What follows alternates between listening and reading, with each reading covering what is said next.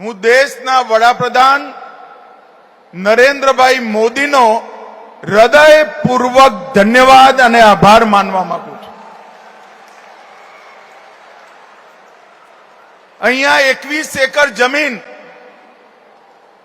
1960 થી green belt બનાયેલો ખાલી પડેલી, હું મારા ગામથી 1978 માં અમદાવાદમાં રહેવા આવ્યો, આજ નારણપુરા વોર્ડમાં રહ્યો।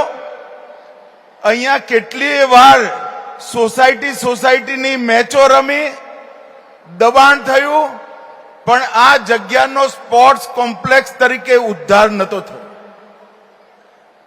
2019માં હું મોદી સાહેબ પાસે ગયો। મેં કહ્યું, સાહેબ, મારા ઘરથી 400 મીટર દૂર એક 21 એકરનો પ્લોટ સ્પોર્ટ્સ કોમ્પ્લેક્સ માટે પડેલો છે, જો તમે મંજૂરી આપો તો ત્યાં આગળ એક સ્પોર્ટ્સ કોમ્પ્લેક્સ બને। નરેન્દ્રભાઈએ કહ્યું કે થોડા સમય પછી મળીએ।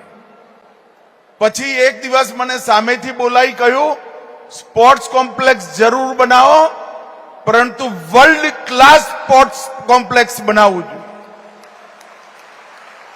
અને આજે હું મનસુખભાઈ, ભૂપેન્દ્રભાઈ અને હર્ષભાઈનો હૃદયપૂર્વક ધન્યવાદ કરું છું કે મારા વોર્ડમાં જ એક વિશ્વ કક્ષાનું સ્પોર્ટ્સ કોમ્પ્લેક્સ, વીર સાવરકર સ્પોર્ટ્સ કોમ્પ્લેક્સ બનીને તૈયાર થયું અને આજે એનું લોકાર્પણ થયું।